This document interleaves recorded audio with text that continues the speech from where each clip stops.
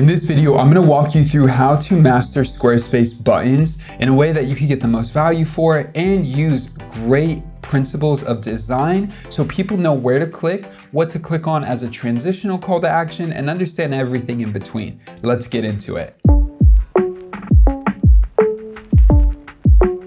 All right, so here we are on my demo website and we want to adjust the buttons, make sure everything feels just right. The way we're gonna do that is go to Site Styles, and that's where we're gonna start. The first thing we're gonna go to is Buttons and click on this little arrow right here. There are 3 different button styles, and you'll see I've already started to design this a little bit out, and then there's these button packs. So here you can see this is the main button, the secondary, and the third. In this case, what I usually recommend is the primary button is going to be solid, the secondary is going to be an outline, and then the third is very much up to you what you want it to be and how you want it to look. Just depends on if you need a whole different style somewhere, and I'll show you what I mean in a moment. But as you're in here in buttons, you have these button packs you can click on, and then you could get a feel for all these different styles. We don't necessarily need this, but you could see kind of what these different feels are. Probably my favorites are gonna be obviously this first one as a general pack. Second one is oh no, actually the second one is way more in line. I don't know if I like the third button, but that's way more in line. This, yep, is a great feel. I think these two are perfect. Nope, I don't want to do the outline. You can't really see it here, but there's like an outline on this. I wouldn't, it's okay, but for most sites, it's not necessary. I think we already have this. The pill could work, and then this is like the third one. So I'd say those 3. A button needs to have a button look, so being like a button without any kind of shape around it maybe could work for the third one, but I would not do that as the primary for most use cases. So we're gonna just start here on this, which we already have pre-built for the most part. The way I think about it is if you go to primary, come in here and set all the settings that you love, and then once you do that, do apply to all button settings, and then we'll tweak it from there. So in this case, I wanna figure out the spacing, the size, the font, all of it. I have Poppin set up as the font, but maybe let's just say I wanted to use a different font than the Poppins. I can come in here, find the font I wanna use. Let's just say I wanna use this fragment, mono. Okay, cool, so we'll just use that. I don't like, obviously, that it's like double stacked right now, but we're gonna figure that out right now and then go from there. So here we have it set up as square. Again, whatever you want all your buttons to be, I would just start there. You have fill and no fill.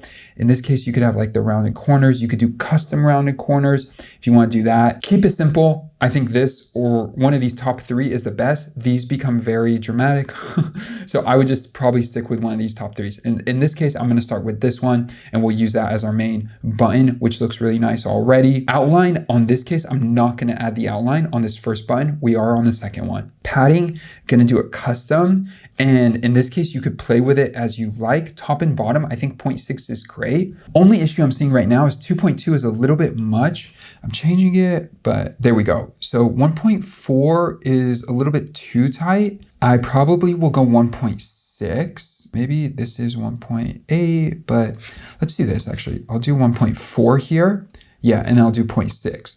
Then what I'll do is I'll do apply to all buttons. So now they all match. And then from here, I'll go to the secondary and then go to shape and then do no fill and then go back here and then do a border. I used to do the outline on the primary as well, but you then have to go in and change all the color styles. Because if I do that here right now, you see it makes it blue. It wants it to stand out. And then I'd have to go into the 10 color styles and then format it accordingly, or in the areas I use it the most. But in this case, I just keep it like that and I'm happy. I'm a very, very happy camper.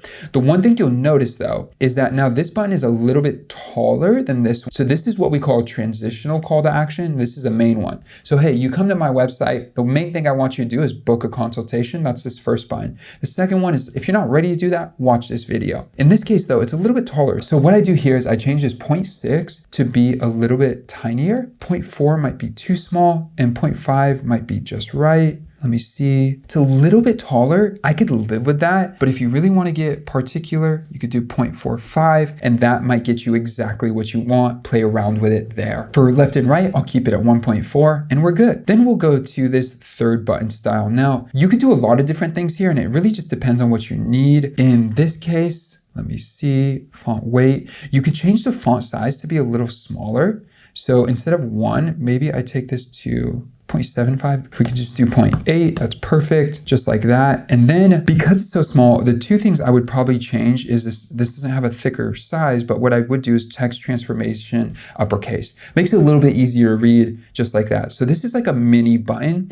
In this case too, I might want to change this from 1.4 to like say 1. That would be great. It's just more of a smaller button to work with overall on the website. And then to actually change the color, you would just have to do that in the actual colors panel versus the buttons panel here. So we just set up all the buttons. In this case too, I think this needs to be 4.8. It's a little bit too small, but that looks much more dialed and I don't have to go in there and rebrand or like change the color for all of those. So now I have those buttons set, those are good to go. And now I have a whole pack that I could work with throughout a website really easily. If you do need to change the colors, you would just go into here and then do it by theme. So this is darkest one. So then I come in here, I'll click on this section and then you'll see buttons primary, secondary, and third here, where you could come in here and adjust the colors. And so in this case, I may change this button color here to a lighter color, click out of it, and then the font here would be a darker color overall. Something that would be like a secondary button. In this case, I just want to use it on this overlay here. But if I wanted to, I could. This looks really good as just a easier little button if you just need a little bit of prominence or clarity for what to do, and click on and go from there. A few pro tips to keep in mind, and I set this up as I got started, so now you're gonna see it a little bit more.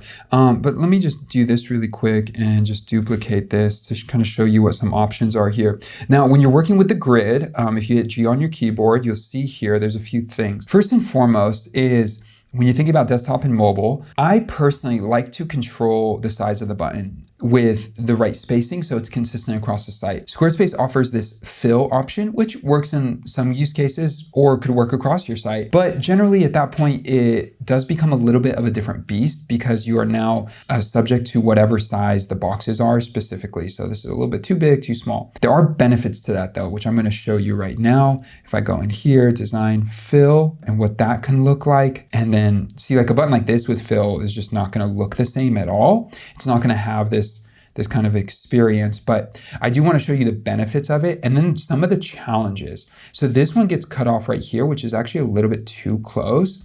So technically I'd want this button here, because if I made the screen smaller, it works, but like it would do that if I had it how I just had it, where it's like really busy right there, but you could see it's like, it's falling on two lines. We don't want that, which is just a little bit unfortunate in the setup. So we need to give it a little bit of breathing room. But if you give it breathing room, you don't want these to overlap. So there are some challenges here to face. And so I'm gonna kind of show you how I think about this. So book a consult, this is maybe the font is maybe a little too big, or I want the button to take up a little bit more space. So I might make it a little bit wider overall, and then do that same thing with this button. The other things I think about is like with fit and fill being one of them, is the second thing is this section here. This is mobile. Now, if I show you overall what this looks like, so when you have it set to fill, it gives you a lot of cool control so that when you're in here, these are all out of order.